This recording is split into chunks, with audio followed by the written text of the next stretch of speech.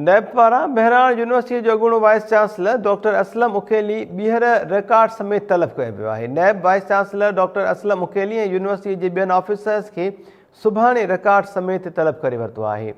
नैब doctor Aslam उकेली ऐं ॿियनि officers खे कराची ऑफिस में तलब कयो आहे। डॉक्टर असलम उकेली ते गैर क़ानूनी भर्तियुनि, फंड्स में घोबियुनि ऐं आमदनी खां वधीक असासा ठाहिण जा इल्ज़ाम आहिनि। डॉक्टर असलम उकेली जो चवणु आहे त नैब मूंखे तलब नाहे कयो, मामिलो पुराणो आहे जंहिंजी सभिनी खे ख़बर आहे। सदस्य चवनि त मूं ताईं लेटर नाहे पहुतो, सॾु थियो त उन जो जवाबु ॾींदुसि। नैब अॻूणे वाइस चांसलर बहराइच यूनिवर्सिटी खे 11 फरवरी ते बि तलब कयो हो। असलम उकेली उन दौरान बि पेश न थियो हो। वधीक तफ़सील मालूम कयूं था टाइम न्यूज़ संडोजाम जे रिपोर्टर मुबीन मक्सी खां। मुबीन, छा अपडेट्स आहिनि अवां वटि हिन जा?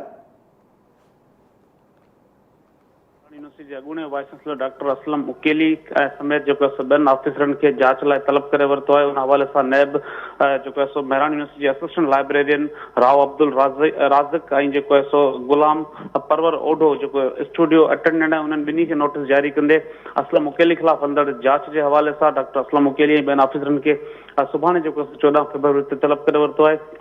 नैब जेको डॉक्टर असलम उकेली ख़िलाफ़ 23 अप्रैल 2021 ते रेफरेंस दाख़िल कयो। 3 अगस्त 2019 में जेको सिंध हाई कोर्ट पारां नैब खे दरख़्वास्त सुम्हाणी वई हुई जांच जे लाइ। इन हवाले सां नैब ज़रियनि ॼाण ॾिनी आहे त जेको डॉक्टर असलम उकेली ख़िलाफ़ आमदनी खां वधीक असासा गैर क़ानूनी भर्तियुनि ऐं जेको फंड्स में घोबियुनि जी जांच हलंदड़ आहे। उन हवाले सां सुभाणे नैब जेको डॉक्टर असलम उकेली समेत ॿियनि ऑफिसरनि खे तलब करे वरितो आहे। इन सां गॾु गॾु इहो ॿुधाईंदो आहे त नैब जेको डॉक्टर असलम उकेली खे 11 फरवरी ते तलब कयो, पर हू पेश न थियो।